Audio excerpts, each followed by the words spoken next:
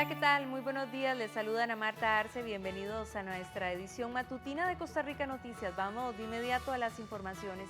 Las autoridades de tránsito instan a los conductores a no retirar la calcomanía del marchamo correspondiente a este año, aunque ya tenga pagado el del 2020, pues se podrían exponer a una multa de 23.000 colones. Si usted quita de su parabrisas la calcomanía del marchamo del 2019, a pesar de que ya pagó el del 2020, podría ser multado con 23.000 colones. El director de la Policía de Tránsito, Germán Marín, señaló que en teoría los oficiales de tránsito no deben hacer partes por andar el marchamo del 2020, pero sí recomendó a los conductores no retirar aún el sticker de este año. Esto por cuanto el artículo 4 de la Ley de Tránsito establece la obligatoriedad de portar la calcomanía del marchamo hasta final de mes. Precisamente la Cámara Costarricense Automotriz calificó como ilógico y absurdo que se multe a un conductor que tenga el marchamo del 2020, ya que ese pago se habilitó desde noviembre. El gobierno nos invita a pagar el marchamo anticipadamente desde noviembre. Por otro lado, si lo pegamos, nos multa. Dice que lo tenemos que pegar hasta el año entrante. La ilógica, lo absurdo, lo ilegal. Si obtenemos el marchamo 2020, quiere decir que hemos pagado los anteriores y que tenemos RITEVE al día. Por lo contrario, no tienen por qué multarnos. Por otra parte, RITEVE informó que hasta este momento 139.731 vehículos no tienen la revisión al día y de ellos 114.928 autos ni siquiera se han acercado a las estaciones. Esta cifra tan alta de vehículos sin revisión técnica aprobada a tan poquitos días para que termine el año nos muestran esa realidad que notamos en las noticias todos los días. Cada vez que vemos accidentes se habla de vehículos sin marchamo, sin RITEVE, personas sin licencia. Es lamentablemente una tendencia de un grupo pequeño, porque la mayoría de costarricenses sí tienen esa cultura de la autorresponsabilidad, pero hay un grupo pequeño que se resiste a este tema y que lamentablemente pone en peligro a todo el resto de las personas que circulamos a diario por nuestras carreteras. Estadísticas del Instituto Nacional de Seguros muestran en su último corte de las 7 de la mañana de este miércoles 18 de diciembre que 615.222 automotores, poco más del 50% de los que están al cobro, ya pagaron su marchamo. Esto representa una recaudación de 117.000 millones de colones.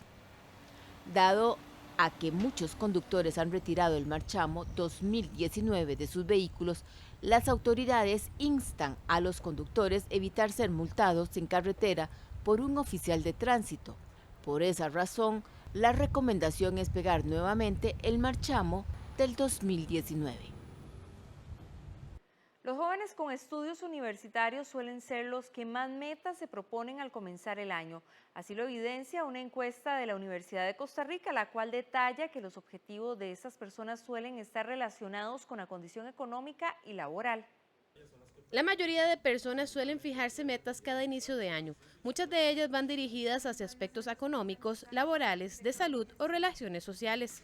Con el objetivo de medir estos sueños y avance en su cumplimiento, estudiantes de estadística de la Universidad de Costa Rica consultaron sobre este tema a 1.215 personas. Que nosotros hacemos una encuesta nacional, 1.215 entrevistas en todo el país a personas nacionales y extranjeras de 18 años y más. Tenemos un porcentaje de no respuesta como del 30%. Hacemos, digamos, los ajustes necesarios para que la representatividad de esa muestra quede acorde a la realidad nacional y tenemos más o menos un margen de error en las estimaciones de 3 puntos porcentuales en las principales variables, ¿verdad? Por el tamaño de muestra que tenemos. Entre los principales hallazgos se encontró que las personas alcanzan 6 de cada 10 metas que se proponen al inicio de año y que la mayoría de metas van en el ámbito laboral y económico. Las personas cumplen 6 de cada 10 metas que se proponen. A este punto cabe resaltar que nosotros investigamos 5 ámbitos, los ámbitos en la salud física y estética, en la salud mental en el campo económico, laboral y de estudios, en las metas pendientes, que son metas que representan más tiempo para poder cumplirlas, y relaciones amorosas y sociales. De estos ámbitos ya mencionados, se encuentra que el campo laboral, económico y de estudios es el campo en el que más metas se proponen con un 79%. El ámbito en que menos metas se proponen es en el ámbito de relaciones amorosas y sociales, con al menos un 27%. Por otro lado, menciona que la elaboración de planes a futuro suele ser más común en personas jóvenes y con educación universitaria. Como parte de los resultados se obtuvo que las personas jóvenes entre 18 y 29 años son las que más metas se proponen con un 83%, asimismo que las personas con educación universitaria son las que más metas se proponen, y las personas que tienen un ingreso subjetivo de mejor calidad son las que más metas se proponen. En la encuesta de actualidades 2019 se detalló que las metas más frecuentes que se replantearon a inicio del 2019 están la compra de vivienda o vehículo en un 21%.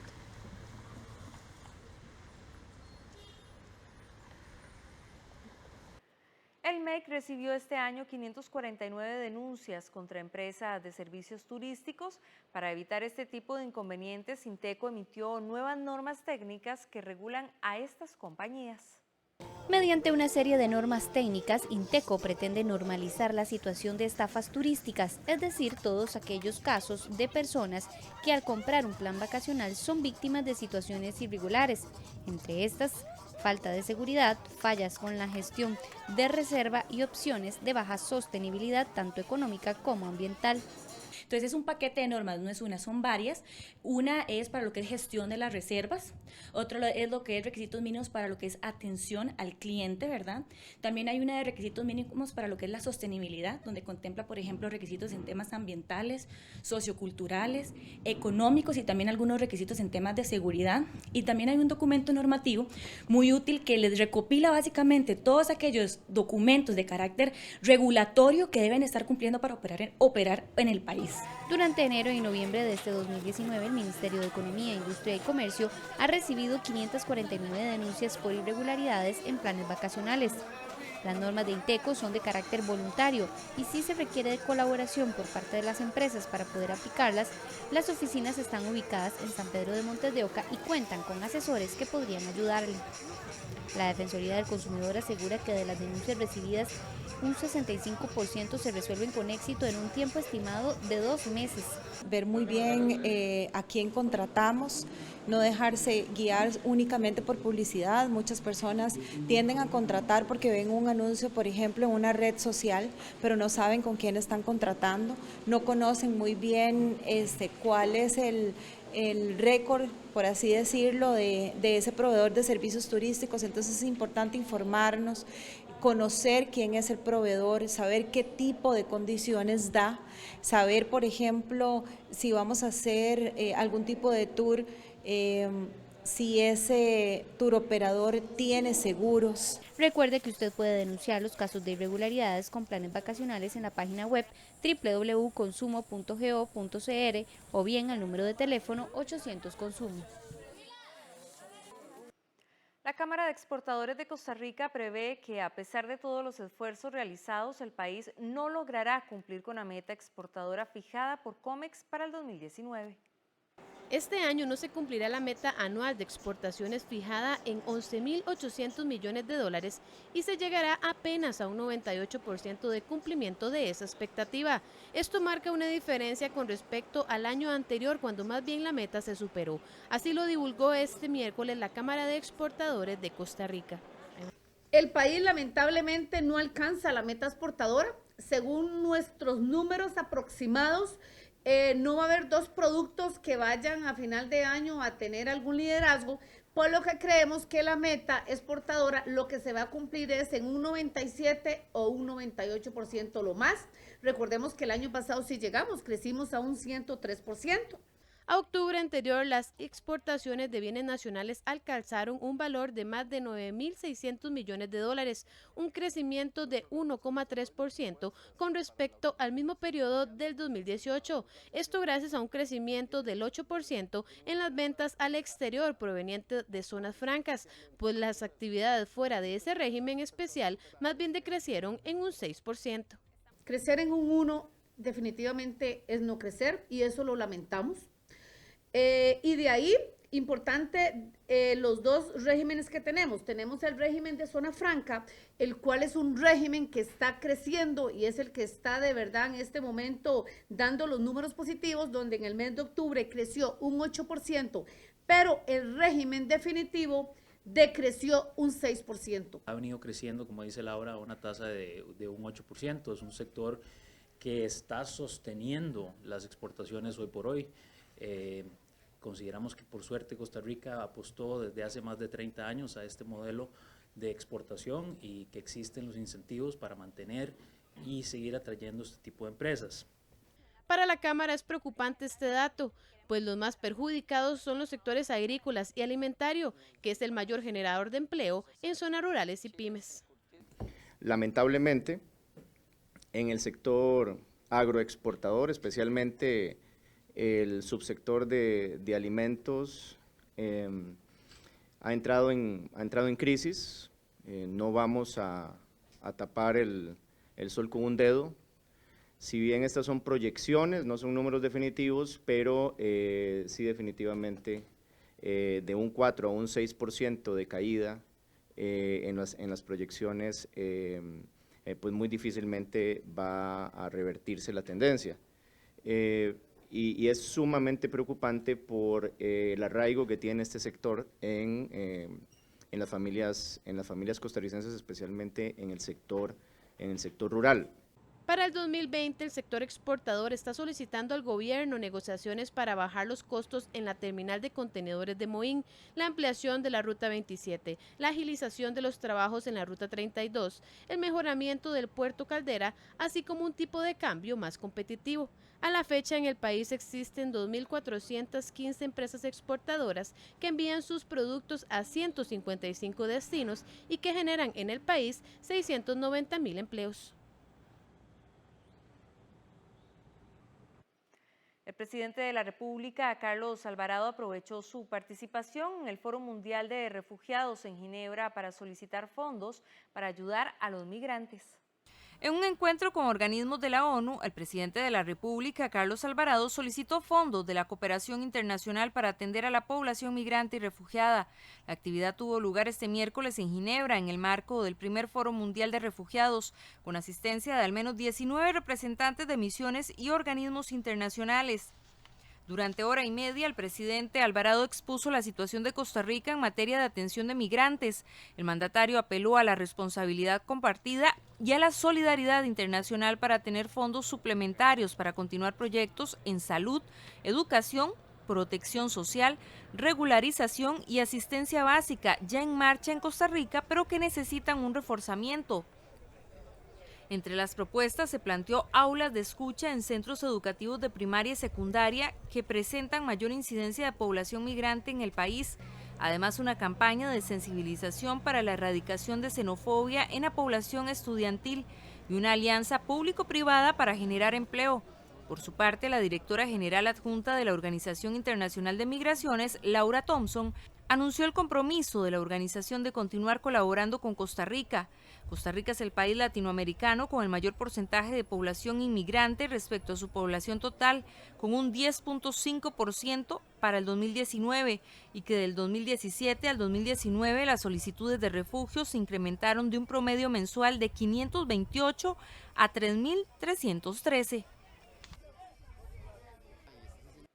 La expresidenta Laura Chinchilla aplaude las medidas que tomó el Poder Ejecutivo este año para salvaguardar la economía del país. Sin embargo, considera que el reto para el 2020 será la generación de empleo. Laura Chinchilla, expresidenta de la República, respalda la labor del mandatario Carlos Alvarado en cuanto a las medidas que se han tomado este año para resguardar la economía del país. La liberacionista aplaudió que el gobierno, con el apoyo de la mayoría de diputados, lograra abordar la reforma fiscal. un tema que consideró complejo y que generó incertidumbre por años. Y me parece que la suma de un gobierno que no le tuvo miedo, por lo menos, a abordar temas tan complejos como la reforma tributaria, que también en mi gobierno tratamos de aprobarla, contó con un grupo de diputados de oposición responsables que supieron también que el tema finalmente había que resolverlo.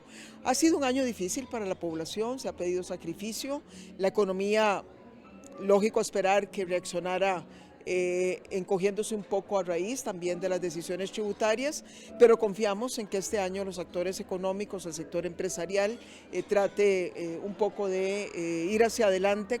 Pese a esto, la exmandataria fue muy clara en considerar que uno de los retos más grandes para el Poder Ejecutivo el próximo año es la generación de fuentes de empleo.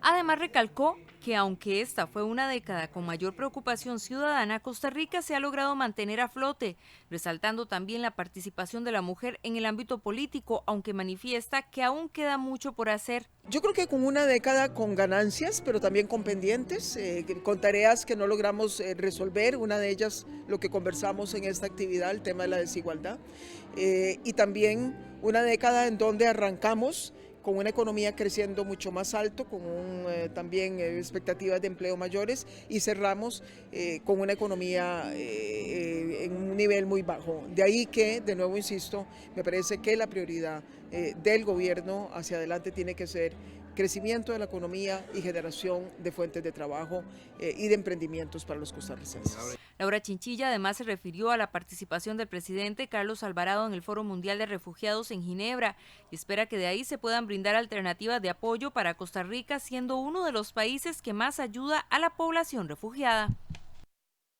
Hacemos una pausa, pero quédese que enseguida regresamos con más información.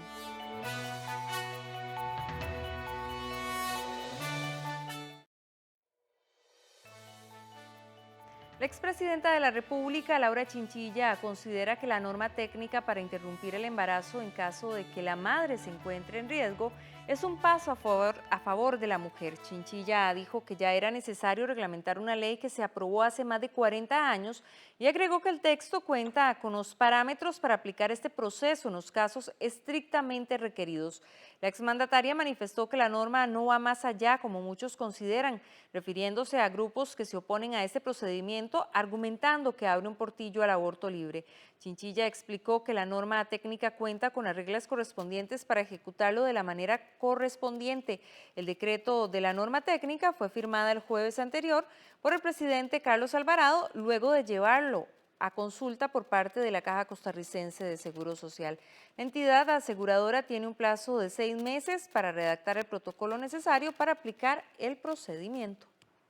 Sin lugar a dudas, yo creo que es un paso necesario, que en lo fundamental lo que hace es reglamentar una ley que ya hace más de 40 años la habíamos aprobado. Algunos quieren insinuar que la norma va más allá de lo que la ley en este momento admite, pero a mi criterio la ley básicamente establece los parámetros que desarrolla ese reglamento y sí era un reglamento y un paso necesario en favor de la mujer. Y una propuesta de reforma al Código de Trabajo permitiría que las personas puedan trabajar más horas al día siempre y cuando se respete la jornada laboral semanal. Con la iniciativa se busca flexibilidad en los horarios y permitir incluso más días libres. Una persona que labore en una actividad catalogada como no insalubre ni peligrosa y que requiera procesos continuos podría trabajar hasta 12 horas diarias por 4 días y tener un fin de semana de 3 días. Así lo estipula un proyecto de ley que se discute en el Congreso y que permitiría jornadas ampliadas más flexibles en horarios diurnos, mixtos y nocturnos. La justificación de la iniciativa es actualizar el Código de Trabajo para adaptarlo a las exigencias del mercado laboral. El objetivo de este proyecto de ley es actualizar el Código de Trabajo de manera que responda a nuevas necesidades de protección de los derechos de las personas trabajadoras que están trabajando en jornadas diferentes a las que se contemplan actualmente en el Código, por ejemplo la jornada 4-3 o la jornada anualizada. Es una necesidad del mercado de trabajo contar con este tipo de jornadas, pero principalmente es una necesidad de las personas trabajadoras que estén reguladas estas jornadas para que no se desprotejan sus derechos laborales. La reforma modifica los artículos 136, 142, 144 y 145 del Código de Trabajo y permite en algunos casos excepcionales, como el primero citado de jornada de hasta 12 horas, pero mayoritariamente que no superen las 10 en horario diurno, 9 horas 30 minutos en jornada mixta y 7 horas y 20 minutos en jornada nocturna, todas ellas mientras no superen la jornada semanal establecida por ley, de 48, 42 y 36 horas respectivamente. La reforma incluye fortalecer la labor de inspección del Ministerio de Trabajo para garantizar que no se caigan abusos. Al mismo tiempo, estamos impulsando, paralelo a este proyecto de ley, una reforma a la inspección laboral del Ministerio de Trabajo de manera que tengan mayores herramientas para justamente supervisar el cumplimiento de los derechos de las personas trabajadoras en un contexto no solamente de modernización del Código de Trabajo, sino de necesidad de ampliar entonces el marco de protección ante las nuevas formas o las nuevas dinámicas de los mercados de trabajo. El proyecto para actualizar las jornadas de trabajo excepcionales y resguardar los derechos de las personas trabajadoras ya fue dictaminado y podría ser votado y aprobado en enero. Las y los diputados acataron las observaciones de la Sala Constitucional y sacaron los puntos más polémicos del proyecto para regular las huelgas. Es así como la ley no disolverá a un sindicato si se condena penalmente a uno de sus dirigentes por un hecho individual.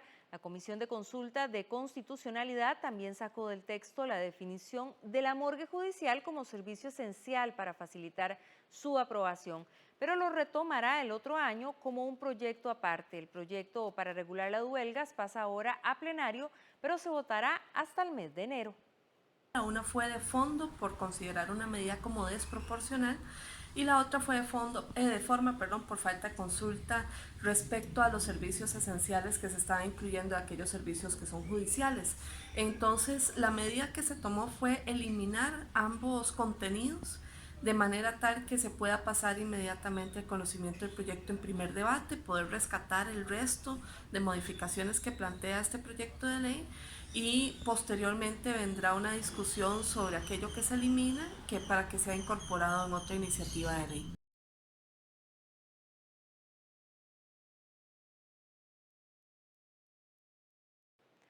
La Fiscalía de Delitos Económicos allanó el miércoles varias oficinas del BAC San José en Escazú, un bufete de abogados, una oficina de consultoría financiera en Avenida Escazú y dos casas de habitación en Curridabat, una de ellas del exgerente del BAC, Gerardo Corrales, para secuestrar documentos relacionados con investigación vinculada con Corporación Jamber. La diligencia judicial tenía como objetivo incautar evidencia documental y electrónica sobre las operaciones administrativas y financieras que se hicieron durante el proceso de declaratoria de quiebra de la Corporación Jamber y Fomento Agrícola del Atlántico S.A. Los hechos se dieron en mayo del 2015 cuando las empresas alegaron problemas financieros ante el juzgado concursal de San José y se extendieron al menos hasta septiembre del 2018, cuando se resolvió la declaratoria de quiebra. De acuerdo con la información divulgada por La Nación, en el 2016 el Banco Nacional interpuso una denuncia contra ellos por un supuesto fraude de $6 millones. Luego el Banco de Costa Rica planteó el mismo reclamo por 6.900 millones de colones y Bancrédito por 1.200 millones de colones. Costa Rica es líder mundial en la conservación del ambiente y ha logrado proyectarse internacionalmente como uno de los países más verdes. Sin embargo, mantiene prácticas agrícolas antiguas y muy poco amigables con la salud de las personas. Por ello, nos hemos convertido en subcampeones en el uso de plaguicidas, solo por detrás de Trinidad y Tobago. A continuación, le presentamos un resumen de los reportajes que realizó nuestra compañera Jennifer Vega.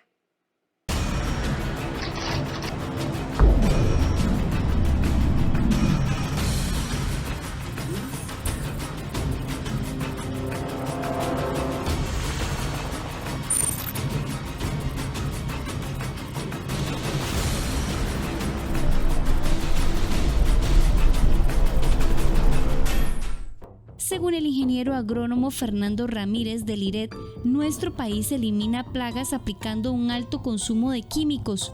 Por ejemplo, en la producción de bananos se utilizan por año 70 kilogramos de agroquímicos activos. mientras que para la piña se utilizan 40 kilogramos por año por hectárea, y así se logran 2 cosechas cada año. Con esta cantidad de químicos por hectárea, Costa Rica duplica las cantidades que aplican países como Colombia y Ecuador, que tienen agriculturas similares a las nuestras. Ellos usan 10 kilos de plaguicidas por hectárea para piña y 35 kilos por hectárea para banano. No solamente ese es uno de los grandes problemas de la piña, el uso intensivo de plaguicidas, sino también la expansión sin mayor control que tiene, ¿verdad? Problemas de erosión, problemas de pérdida de diversidad. La razón que alegan los agricultores y productores costarricenses para justificar el alto uso de plaguicidas es que los productos de exportación deben viajar intactos a su destino final, sin ningún rastro o marca de alguna plaga. Sin embargo, científicos del IRET cuestionan el argumento y apuntan que los productores también utilizan la misma cantidad exorbitante de químicos sobre los cultivos que venden para consumo interno, como lo es el tomate y el chile dulce. Para el agrónomo Jaime García de la Escuela de Biología de la Universidad de Costa Rica, lo que el país debería hacer es utilizar mayores controles biológicos como la agricultura orgánica para minimizar el uso de plaguicidas que generan consecuencias fatales para la salud. Haya o no haya legislación, lo que ha faltado es la aplicación del sentido común. O sea, hay que tener claridad, los plaguicidas son venenos, no importa de qué toxicología estemos hablando, si es de banda roja, amarilla, verde, o sea, son venenos, punto. Los niños decían que era como podredumbre, pero inmediatamente yo les dije a ellos que no, que eso no era nada de mal olores por descomposiciones de cuerpo, sino que era algo tóxico. Doña Lorena González, docente de La Ceiba desde hace 14 años, ha sufrido las consecuencias de los plaguicidas en 3 ocasiones. Ella asegura que todas las mañanas piensa si ese día será envenenada nuevamente. La intoxicación de agosto fue el caso más reciente de contaminación por plaguicidas en esta zona. El Ministerio de Salud de la región de San Carlos asegura que ellos han estado atentos a estos eventos con la piñera. Sin embargo, los regentes de salud pública alegan que no pueden hacer mucho, pues la legislación no contempla un límite mínimo de distancia entre el desarrollo agrícola y los asentamientos humanos. Nosotros tenemos cuantificados 3 denuncias de las que ya presentaba la población, digamos, con eventos parecidos, los cuales hemos llegado a investigar. El único asunto, digámoslo así, es que no hay marco legal en el país todavía que pueda regular o que pueda establecer cuánto es el retiro que tiene que tener una actividad piñera. Costa Rica Noticias intentó conversar con Giovanni Paniagua, representante de la empresa Cítricos Bellavista, personalmente, pero luego de múltiples llamadas y no dar con él, su secretaria nos informó que no se iba a referir al tema en cámaras. Sin embargo, horas después accedieron a contestar algunas preguntas vía correo electrónico. ¿Qué fue lo que sucedió ese 23 de agosto en San Carlos? Fue un error humano, porque la persona no respetó los procedimientos de la empresa y procedió a aplicar el plaguicida incorrecto. ¿Por qué se intoxica a los niños de la escuela? Según las pruebas, lo máximo que se desplaza una gota producida por el tipo de boquilla del spray boom es de 15 metros sin barreras naturales. Pero Finca San Juan tiene barreras y en el área donde se dio la afectación está a 70 metros. Por lo cual se produce la incógnita de si llegó el producto hasta la escuela o bien fue el olor. Los cultivos de piña en el país tienen limitaciones de distancia para su expansión cuando colindan con un río.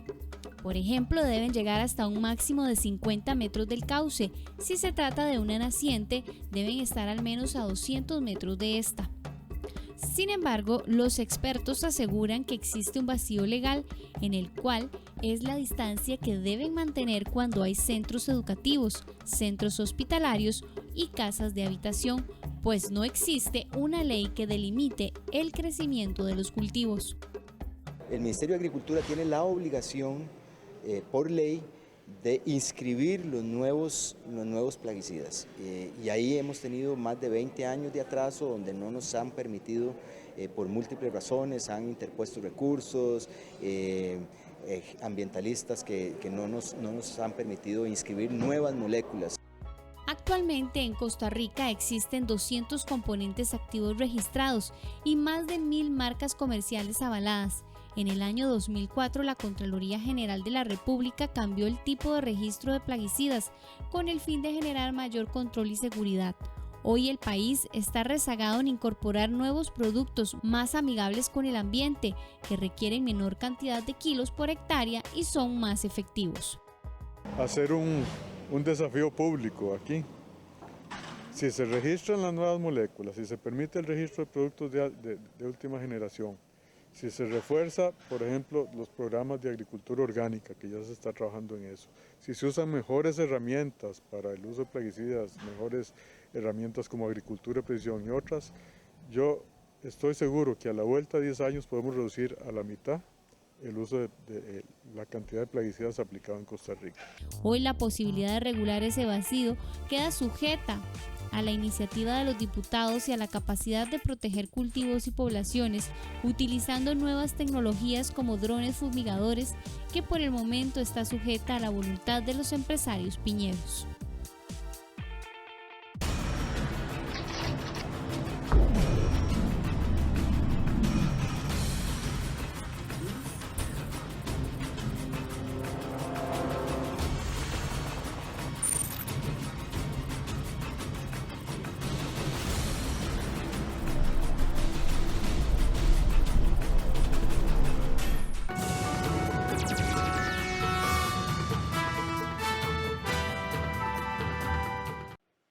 Pasamos ahora al ámbito internacional. Todavía queda un siglo para alcanzar la igualdad de género. Según el Fondo Económico Mundial, se tardarán al menos 100 años en lograr que hombres y mujeres tengan la misma participación política, acceso a la educación, a la salud e igualdad económica y laboral. 100 años más para lograr la igualdad de género a nivel global. Esa es la conclusión del último informe del Foro Económico Mundial sobre la brecha de género. Tras una década de progresos lentos pero constantes, este año varios indicadores de paridad no solo se han estancado, sino que han empeorado. Hay varios factores que influyen. El primero, que los tipos de roles que están creciendo en el futuro, los tipos de profesiones, de trabajos, las diferentes formas de obtener ingresos, no son los que en realidad tienen muchas mujeres dentro de la lista de talentos. Aunque las mujeres hayan sido mayoría entre las que han salido de la universidad. Por ejemplo, en sectores como la computación, solo el 12% son mujeres. En inteligencia artificial, cerca del 26%. Cuando se trata de ingeniería, alrededor del 15%. Así que estamos viendo una gran brecha en esos sectores. No obstante, algunos países han logrado superar muchos desafíos y obstáculos. Los nórdicos, como es habitual, encabezan el ranking de los países con menor desigualdad. Islandia se sitúa a la cabeza con un 87% de brecha, la más delgada, seguida de países como Noruega y Finlandia. Una de las más persistentes desigualdades es la salarial. Según el Foro de Davos, por un trabajo de igual valor, los hombres cobran $21.000 al año de media frente a los 12.000 que reciben las mujeres. Que haya más mujeres en política tiene un impacto positivo en la igualdad, pero según los expertos, un gobierno paritario, que es lo deseable y legítimo, no garantiza una igualdad real en la política ni en la sociedad.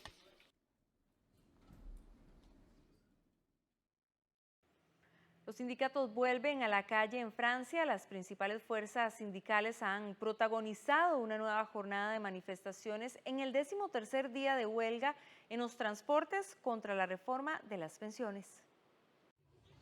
Los sindicatos vuelven a la calle en Francia. Las principales fuerzas sindicales han protagonizado una nueva jornada de manifestaciones en el 13º día consecutivo de huelga en los transportes contra la reforma de las pensiones.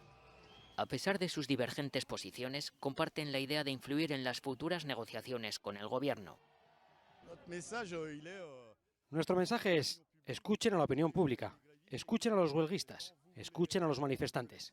Ustedes quieren que la situación mejore. Estamos totalmente de acuerdo. Ahora, les corresponde a ustedes decir: vamos a reajustar el reloj, vamos a detener este proyecto y discutimos realmente cómo mejorar el sistema. Tenemos propuestas, nadie puede negarlo.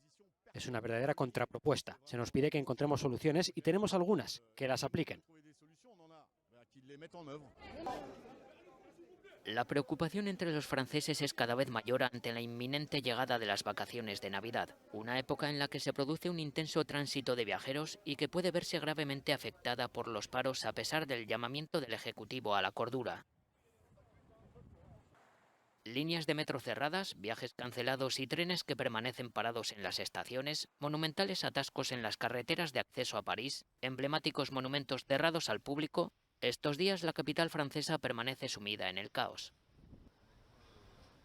Pese a las molestias, muchos apoyan las movilizaciones en contra de una reforma de las pensiones propuesta por el gobierno que condicionaría considerablemente su jubilación. Hay menos clases cerradas y podemos dejar a algunos niños en el colegio. En cualquier caso, apoyamos a los profesores en huelga. No nos molestaría que la escuela estuviera cerrada. Nos habríamos organizado entre los vecinos para atenderlos. Muchos sindicatos rechazan tajantemente la llamada edad de equilibrio para compensar el sistema de pensiones desde el punto de vista financiero. En la práctica supondría elevar la edad legal de jubilación de los 62 años hoy a los 64 años en 2027.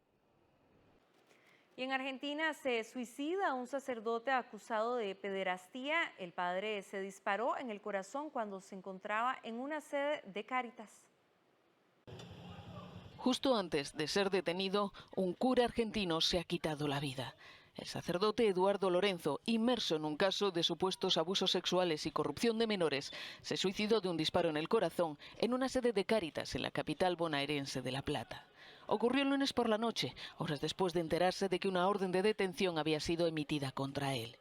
Hace más de una década la justicia argentina empezó a investigar a este sacerdote a raíz de una denuncia, pero la orden de arresto no tomó forma hasta este año, cuando salieron a la luz varias supuestas víctimas y testigos de los abusos. María Belén Bertoli, hermana de una de las presuntas víctimas, expresa su indignación por el desenlace del caso. La responsabilidad del suicidio de Lorenzo es del arzobispo Tucho Fernández, de la fiscal Ana Medina, que tuvo 11 años la causa y jamás dio justicia, y de la jueza de garantías. Responsabilizamos a la Iglesia y a la justicia y decimos que las únicas víctimas son los chicos que tuvieron el coraje y la valentía de denunciar este pedófilo. El Arzobispado de La Plata ha emitido un polémico comunicado en el que dice, ante la muerte de nuestro hermano Eduardo Lorenzo, que se quitó la vida después de largos meses de enorme tensión y sufrimiento, solamente nos cabe unirnos en oración por él, para que Dios lo reciba en el amor infinito. Todo esto ocurre coincidiendo con la decisión del Papa Francisco de eliminar el secreto pontificio en las causas de pederastia, con el objetivo de que nunca más el silencio de la Iglesia sirva para esconder u obstaculizar las investigaciones. Estados Unidos da el último paso para juzgar a Donald Trump. El mandatario entrará esta semana en la historia como el tercer presidente de Estados Unidos que será sometido a un juicio político para su destitución. Donald Trump entrará este miércoles en la historia como el tercer presidente de Estados Unidos que será sometido a un juicio político para su destitución. Tras un largo debate que se espera dure unas 6 horas, la Cámara de Representantes votará los 2 cargos que se imputan al presidente: abuso de poder y obstrucción al Congreso. Cargos que serán sin duda aprobados gracias a la mayoría demócrata, con lo que se dará luz verde al juicio político en el Senado contra el presidente de Estados Unidos. Los demócratas acusan a Trump de coaccionar al presidente de Ucrania para que investigara las actividades en ese país de Joe Biden y de su hijo Hunter. El objetivo es sacar los trapos sucios de su rival demócrata en las urnas, sirviéndose para conseguirlo de su poder político. En una carta dirigida a la presidenta de la Cámara de Representantes, Nancy Pelosi, Trump afirma ser víctima de una cruzada viciosa. En su opinión, este impeachment es un abuso de poder sin precedentes e inconstitucional por parte de los legisladores demócratas, que considera rehenes del ala más trastornada y radical de la extrema izquierda. El pueblo les hará a ustedes totalmente responsables en las próximas elecciones, concluye. Trump está de hecho convencido de que este juicio político le permitirá salir reforzado de cara a las elecciones de noviembre del próximo año. Nunca he visto a los republicanos tan unidos, dice, refiriéndose a los miembros de su partido en la Cámara de Representantes. Y lo mismo ocurre en el Senado. Este impeachment es el reflejo de un país polarizado. La estrategia del presidente de negar las acusaciones en bloque convence a su electorado, como muestran los sondeos. La división se siente también en las calles. Más de 600 manifestaciones pidieron este jueves la destitución de Trump, la más numerosa en la céntrica plaza Times Square de Nueva York. aunque también se han hecho oír los partidarios del mandatario, mientras el país se prepara para vivir el tercer juicio político de su historia contra un presidente estadounidense. Hacemos una pausa, pero quédese que enseguida regresamos con más información.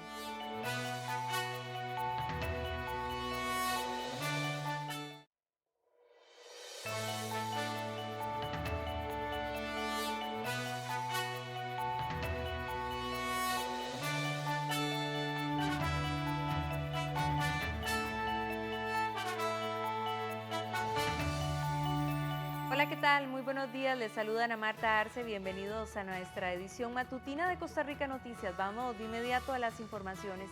Las autoridades de tránsito instan a los conductores a no retirar la calcomanía del marchamo correspondiente a este año, aunque ya tenga pagado el del 2020, pues se podrían exponer a una multa de 23.000 colones.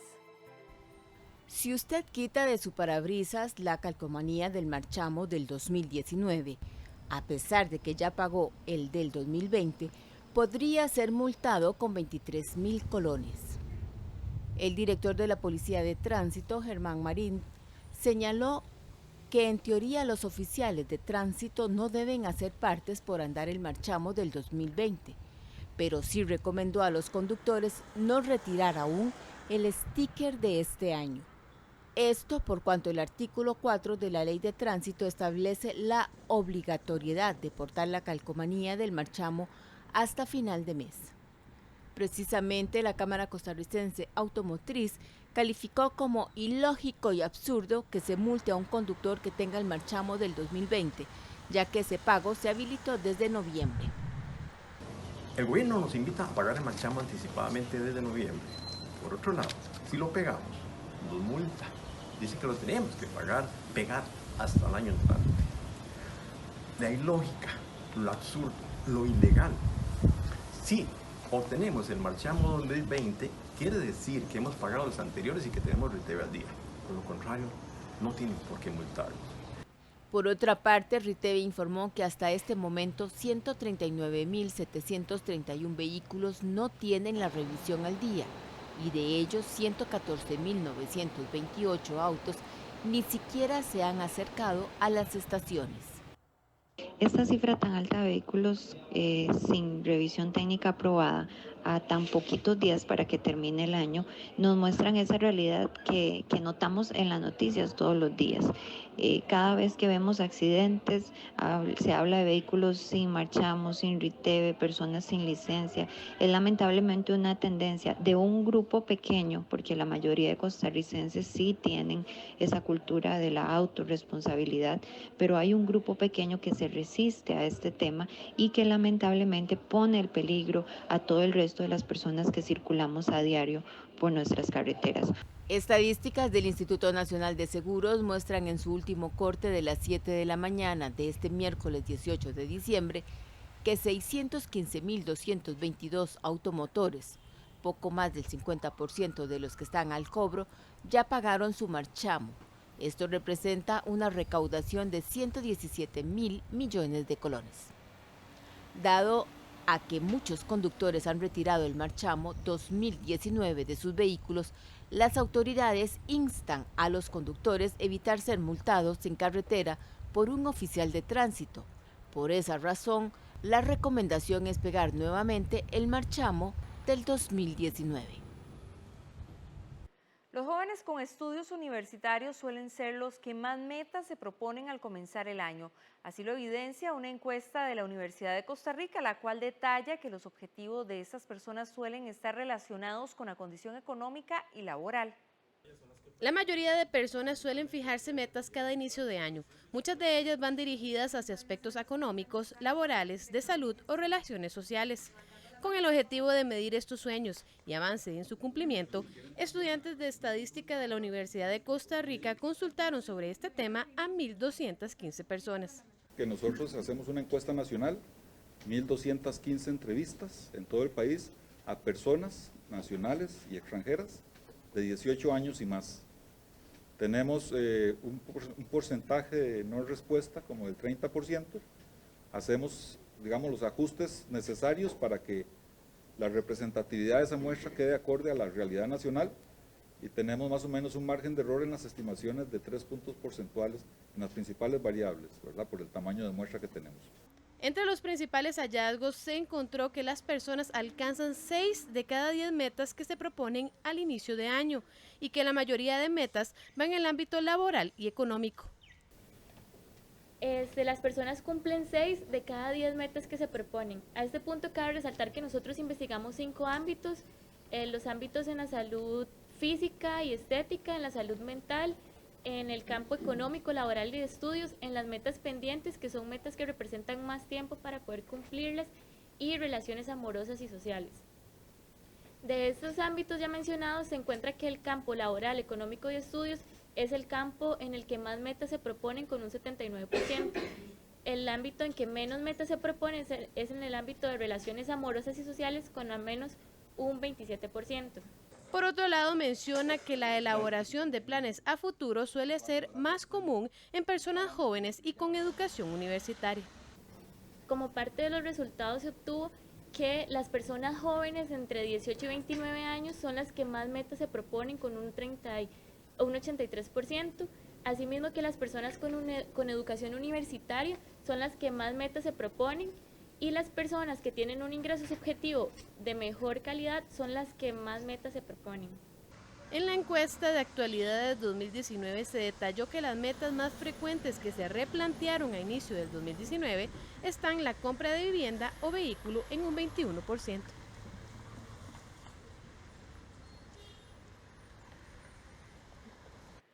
El MEC recibió este año 549 denuncias contra empresas de servicios turísticos. Para evitar este tipo de inconvenientes, Inteco emitió nuevas normas técnicas que regulan a estas compañías. Mediante una serie de normas técnicas, Inteco pretende normalizar la situación de estafas turísticas, es decir, todos aquellos casos de personas que al comprar un plan vacacional son víctimas de situaciones irregulares. Entre estas, falta de seguridad, fallas con la gestión de reserva y opciones de baja sostenibilidad tanto económica como ambiental. Entonces es un paquete de normas, no es una, son varias.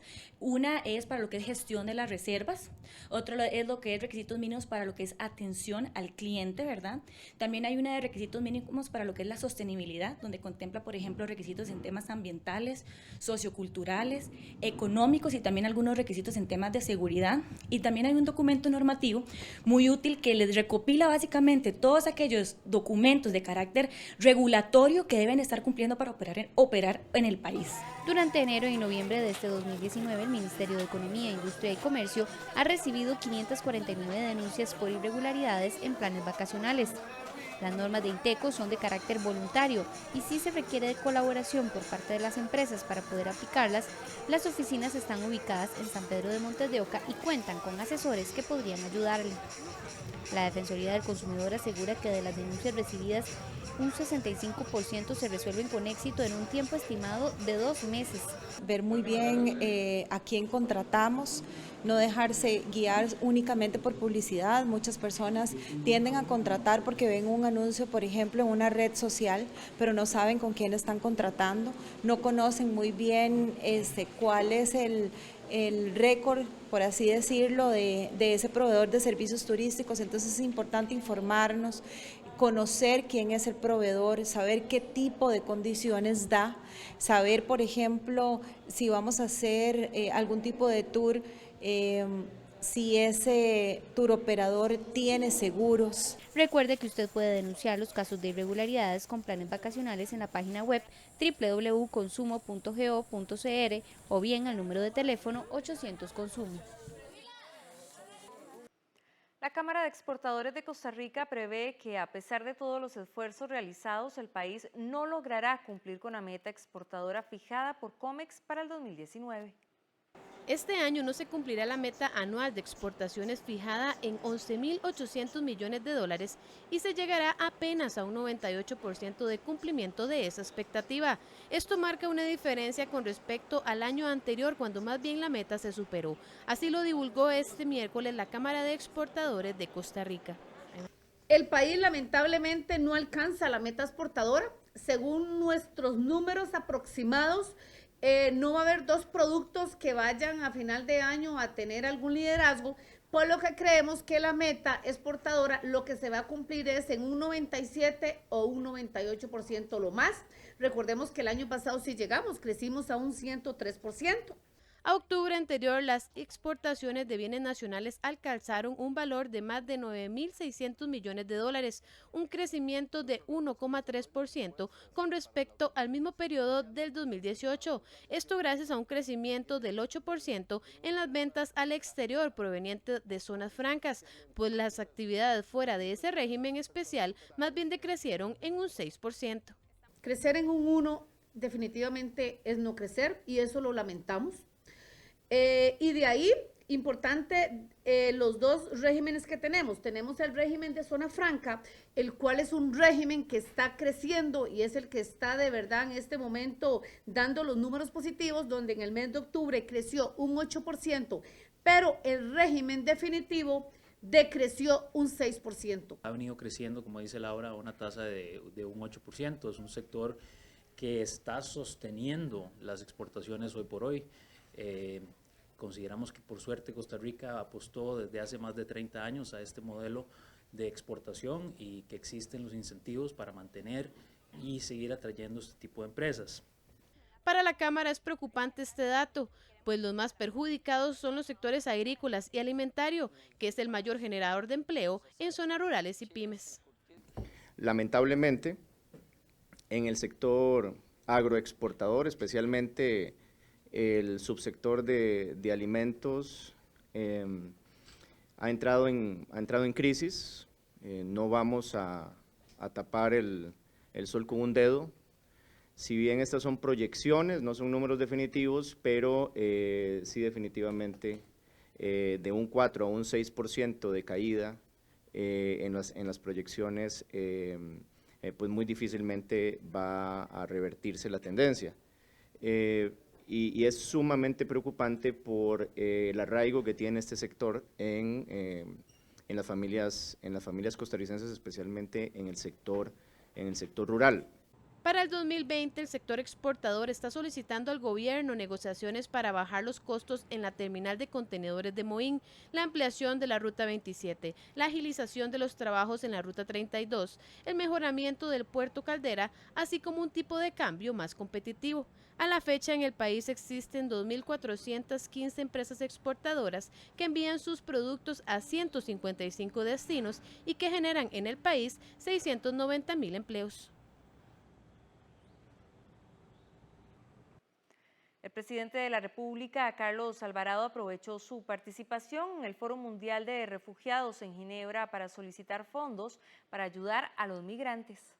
En un encuentro con organismos de la ONU, el presidente de la República, Carlos Alvarado, solicitó fondos de la cooperación internacional para atender a la población migrante y refugiada. La actividad tuvo lugar este miércoles en Ginebra, en el marco del primer Foro Mundial de Refugiados, con asistencia de al menos 19 representantes de misiones y organismos internacionales. Durante hora y media, el presidente Alvarado expuso la situación de Costa Rica en materia de atención de migrantes. El mandatario apeló a la responsabilidad compartida y a la solidaridad internacional para tener fondos suplementarios para continuar proyectos en salud, educación, protección social, regularización y asistencia básica ya en marcha en Costa Rica, pero que necesitan un reforzamiento.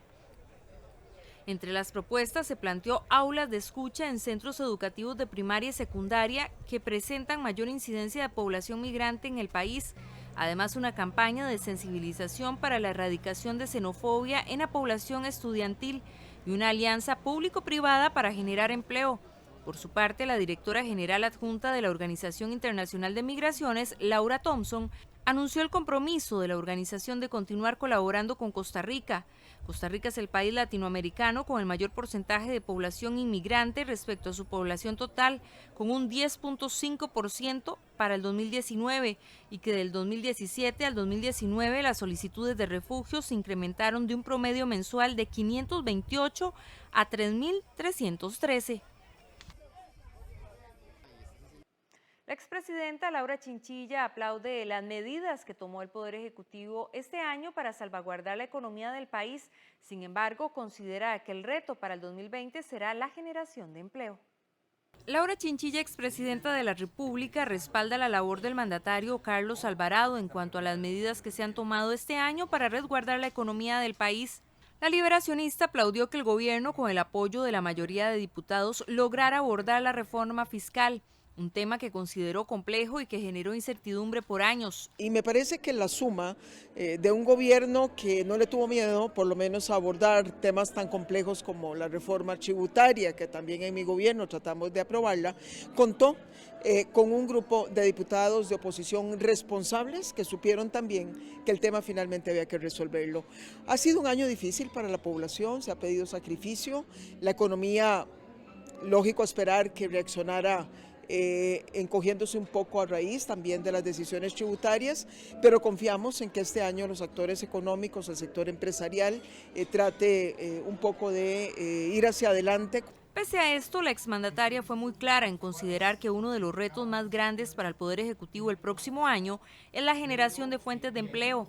Además, recalcó que aunque esta fue una década con mayor preocupación ciudadana, Costa Rica se ha logrado mantener a flote, resaltando también la participación de la mujer en el ámbito político, aunque manifiesta que aún queda mucho por hacer. Yo creo que con una década con ganancias, pero también con pendientes, con tareas que no logramos resolver, una de ellas lo que conversamos en esta actividad, el tema de la desigualdad, y también una década en donde arrancamos con una economía creciendo mucho más alto, con también expectativas de empleo mayores, y cerramos con una economía en un nivel muy bajo. De ahí que, de nuevo insisto, me parece que la prioridad del gobierno hacia adelante tiene que ser crecimiento de la economía y generación de fuentes de trabajo y de emprendimientos para los costarricenses. Laura Chinchilla además se refirió a la participación del presidente Carlos Alvarado en el Foro Mundial de Refugiados en Ginebra y espera que de ahí se puedan brindar alternativas de apoyo para Costa Rica, siendo uno de los países que más ayuda a la población refugiada. Hacemos una pausa, pero quédese que enseguida regresamos con más información.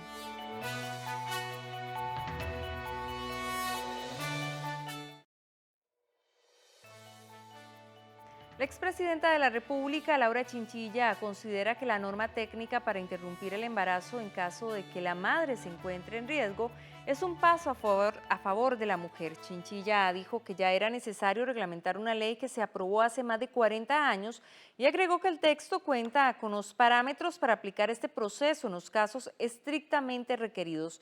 La exmandataria manifestó que la norma no va más allá, como muchos consideran, refiriéndose a grupos que se oponen a este procedimiento, argumentando que abre un portillo al aborto libre. Chinchilla explicó que la norma técnica cuenta con las reglas correspondientes para ejecutarlo de la manera correspondiente. El decreto de la norma técnica fue firmada el jueves anterior por el presidente Carlos Alvarado, luego de llevarlo a consulta por parte de la Caja Costarricense de Seguro Social. La entidad aseguradora tiene un plazo de 6 meses para redactar el protocolo necesario para aplicar el procedimiento. Sin lugar a dudas, yo creo que es un paso necesario, que en lo fundamental lo que hace es reglamentar una ley que ya hace más de 40 años la habíamos aprobado. Algunos quieren insinuar que la norma va más allá de lo que la ley en este momento admite, pero a mi criterio la ley básicamente establece los parámetros que desarrolla ese reglamento y sí era un reglamento y un paso necesario en favor de la mujer. Y una propuesta de reforma al Código de Trabajo permitiría que las personas puedan trabajar más horas al día siempre y cuando se respete la jornada laboral semanal. Con la iniciativa se busca flexibilidad en los horarios y permitir incluso más días libres. Una persona que elabore en una actividad catalogada como no insalubre ni peligrosa y que requiera procesos continuos podría trabajar hasta 12 horas diarias por 4 días y tener un fin de semana de 3 días. Así lo estipula un proyecto de ley que se discute en el Congreso y que permitiría jornadas ampliadas más flexibles en horarios diurnos, mixtos y nocturnos. La justificación de la iniciativa es actualizar el Código de Trabajo para adaptarlo a las exigencias del mercado laboral. El objetivo de este proyecto de ley es actualizar el Código de Trabajo de manera que responda a nuevas necesidades de protección de los derechos de las personas trabajadoras que están trabajando en jornadas diferentes a las que se contemplan actualmente en el Código, por ejemplo la jornada 4-3 o la jornada anualizada. Es una necesidad del mercado de trabajo contar con este tipo de jornadas, pero principalmente es una necesidad de las personas trabajadoras que estén reguladas estas jornadas para que no se desprotejan sus derechos laborales. La reforma modifica los artículos 136, 142, 144 y 145 del Código de Trabajo y permite en algunos casos excepcionales, como el primero citado de jornadas de hasta 12 horas, pero mayoritariamente que no superen las 10 en horario diurno, 9 horas 30 minutos en jornada mixta y 7 horas y 20 minutos en jornada nocturna, todas ellas mientras no superen la jornada semanal establecida por ley, de 48, 42 y 36 horas respectivamente. La reforma incluye fortalecer la labor de inspección del Ministerio de Trabajo para garantizar que no se caigan abusos. Al mismo tiempo, estamos impulsando, paralelo a este proyecto de ley, una reforma a la inspección laboral del Ministerio de Trabajo de manera que tenga mayores herramientas para justamente supervisar el cumplimiento de los derechos de las personas trabajadoras en un contexto no solamente de modernización del Código de Trabajo, sino de necesidad de ampliar entonces el marco de protección ante las nuevas formas o las nuevas dinámicas de los mercados de trabajo.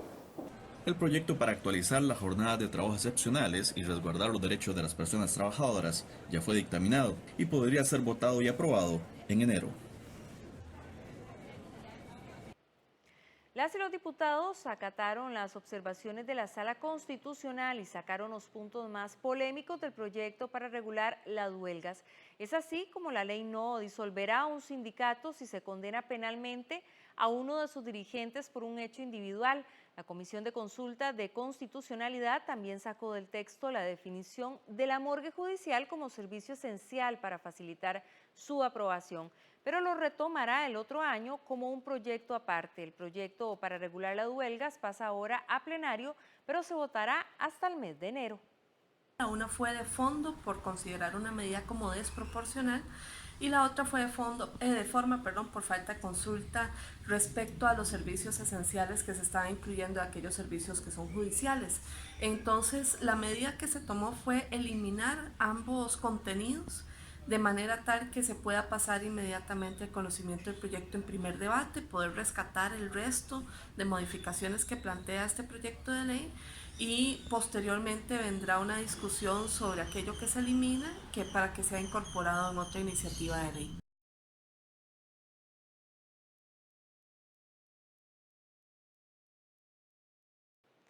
La Fiscalía de Delitos Económicos allanó el miércoles varias oficinas del BAC San José en Escazú, un bufete de abogados, una oficina de consultoría financiera en Avenida Escazú y dos casas de habitación en Curridabat, una de ellas del exgerente del BAC, Gerardo Corrales, para secuestrar documentos relacionados con investigación vinculada con Corporación Jamber.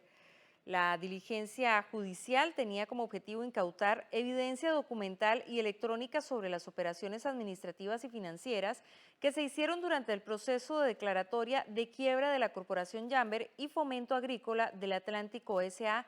Los hechos se dieron en mayo del 2015 cuando las empresas alegaron problemas financieros ante el juzgado concursal de San José y se extendieron al menos hasta septiembre del 2018, cuando se resolvió la declaratoria de quiebra. De acuerdo con la información divulgada por La Nación, en el 2016 el Banco Nacional interpuso una denuncia contra ellos por un supuesto fraude de $6 millones. Luego el Banco de Costa Rica planteó el mismo reclamo por 6.900 millones de colones y Bancrédito por 1.200 millones de colones. Costa Rica es líder mundial en la conservación del ambiente y ha logrado proyectarse internacionalmente como uno de los países más verdes. Sin embargo, mantiene prácticas agrícolas antiguas y muy poco amigables con la salud de las personas. Por ello, nos hemos convertido en subcampeones en el uso de plaguicidas, solo por detrás de Trinidad y Tobago. A continuación, le presentamos un resumen de los reportajes que realizó nuestra compañera Jennifer Vega.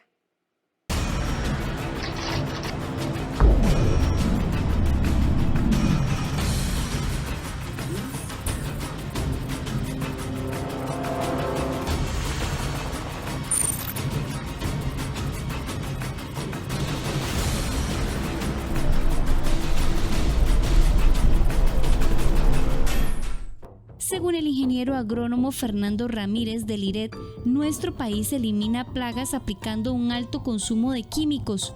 Por ejemplo, en la producción de bananos se utilizan por año 70 kilogramos de agroquímicos activos, mientras que para la piña se utilizan 40 kilogramos por año por hectárea, y así se logran 2 cosechas cada año.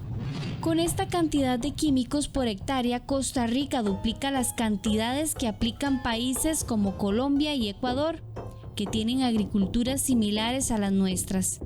Ellos usan 10 kilos de plaguicidas por hectárea para piña y 35 kilos por hectárea para banano. No solamente ese es uno de los grandes problemas de la piña, el uso intensivo de plaguicidas, sino también la expansión sin mayor control que tiene, ¿verdad? Problemas de erosión, problemas de pérdida de diversidad. La razón que alegan los agricultores y productores costarricenses para justificar el alto uso de plaguicidas es que los productos de exportación deben viajar intactos a su destino final, sin ningún rastro o marca de alguna plaga. Sin embargo, científicos del IRET cuestionan el argumento y apuntan que los productores también utilizan la misma cantidad exorbitante de químicos sobre los cultivos que venden para consumo interno, como lo es el tomate y el chile dulce. Para el agrónomo Jaime García de la Escuela de Biología de la Universidad de Costa Rica, lo que el país debería hacer es utilizar mayores controles biológicos como la agricultura orgánica para minimizar el uso de plaguicidas que generan consecuencias fatales para la salud. Haya o no haya legislación, lo que ha faltado es la aplicación del sentido común. O sea, hay que tener claridad, los plaguicidas son venenos, no importa de qué toxicología estemos hablando, si es de banda roja, amarilla, verde, o sea, son venenos, punto. Los niños decían que era como podredumbre, pero inmediatamente yo les dije a ellos que no, que eso no era nada de mal olores por descomposiciones de cuerpo, sino que era algo tóxico. Doña Lorena González, docente de La Ceiba desde hace 14 años, ha sufrido las consecuencias de los plaguicidas en 3 ocasiones. Ella asegura que todas las mañanas piensa si ese día será envenenada nuevamente. La intoxicación de agosto fue el caso más reciente de contaminación por plaguicidas en esta zona. El Ministerio de Salud de la región de San Carlos asegura que ellos han estado atentos a estos eventos con la piñera. Sin embargo, los regentes de salud pública alegan que no pueden hacer mucho, pues la legislación no contempla un límite mínimo de distancia entre el desarrollo agrícola y los asentamientos humanos. Nosotros tenemos cuantificados 3 denuncias de las que ya presentaba la población, digamos, con eventos parecidos, los cuales hemos llegado a investigar. El único asunto, digámoslo así, es que no hay marco legal en el país todavía que pueda regular o que pueda establecer cuánto es el retiro que tiene que tener una actividad piñera. Costa Rica Noticias intentó conversar con Giovanni Paniagua, representante de la empresa Cítricos Bellavista, personalmente, pero luego de múltiples llamadas y no dar con él, su secretaria nos informó que no se iba a referir al tema en cámaras. Sin embargo, horas después accedieron a contestar algunas preguntas vía correo electrónico. ¿Qué fue lo que sucedió ese 23 de agosto en San Carlos? Fue un error humano, porque la persona no respetó los procedimientos de la empresa y procedió a aplicar el plaguicida incorrecto. ¿Por qué se intoxica a los niños de la escuela? Según las pruebas, lo máximo que se desplaza una gota producida por el tipo de boquilla del spray boom es de 15 metros sin barreras naturales. Pero Finca San Juan tiene barreras y en el área donde se dio la afectación está a 70 metros. Por lo cual se produce la incógnita de si llegó el producto hasta la escuela o bien fue el olor. Los cultivos de piña en el país tienen limitaciones de distancia para su expansión cuando colindan con un río.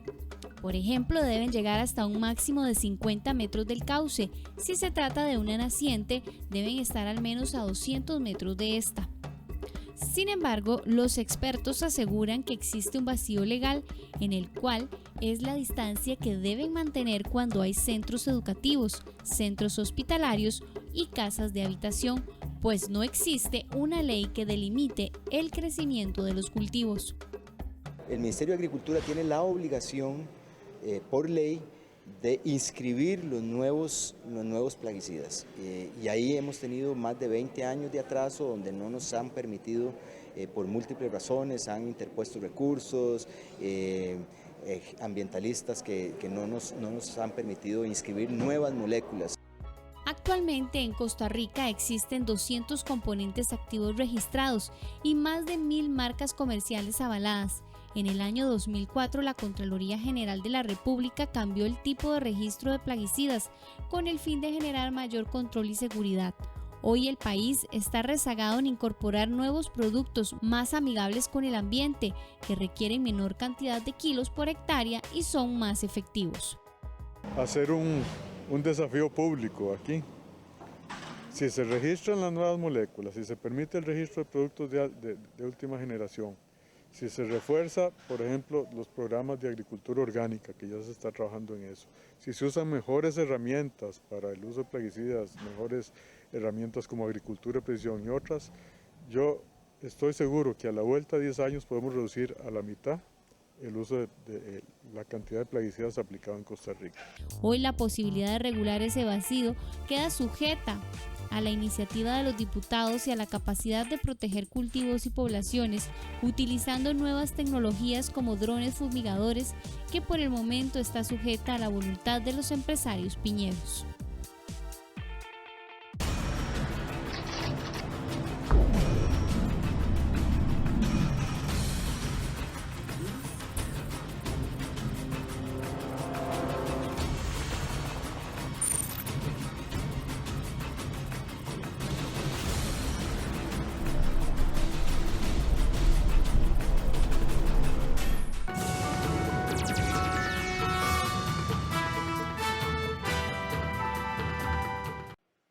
Pasamos ahora al ámbito internacional. Todavía queda un siglo para alcanzar la igualdad de género. Según el Fondo Económico Mundial, se tardarán al menos 100 años en lograr que hombres y mujeres tengan la misma participación política, acceso a la educación, a la salud e igualdad económica y laboral. 100 años más para lograr la igualdad de género a nivel global.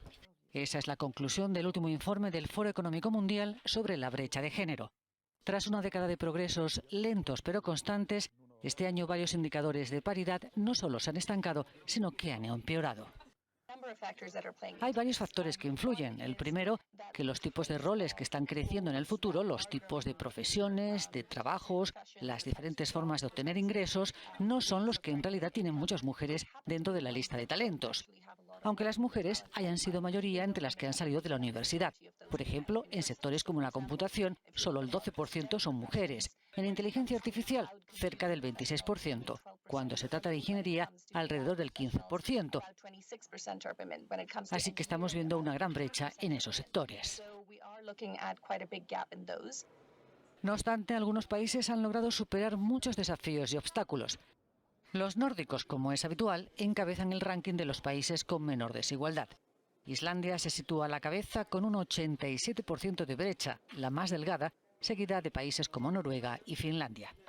Una de las más persistentes desigualdades es la salarial. Según el Foro de Davos, por un trabajo de igual valor, los hombres cobran $21.000 al año de media frente a los 12.000 que reciben las mujeres. Que haya más mujeres en política tiene un impacto positivo en la igualdad, pero según los expertos, un gobierno paritario, que es lo deseable y legítimo, no garantiza una igualdad real en la política ni en la sociedad.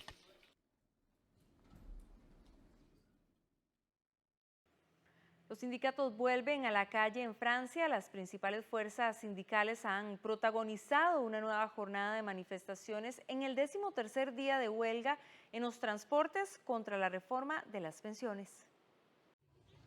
Los sindicatos vuelven a la calle en Francia. Las principales fuerzas sindicales han protagonizado una nueva jornada de manifestaciones en el 13º día consecutivo de huelga en los transportes contra la reforma de las pensiones.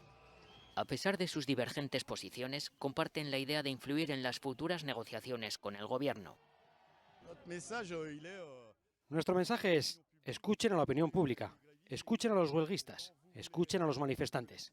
Ustedes quieren que la situación mejore. Estamos totalmente de acuerdo. Ahora, les corresponde a ustedes decir: vamos a reajustar el reloj, vamos a detener este proyecto y discutimos realmente cómo mejorar el sistema. Tenemos propuestas, nadie puede negarlo. Es una verdadera contrapropuesta. Se nos pide que encontremos soluciones y tenemos algunas, que las apliquen.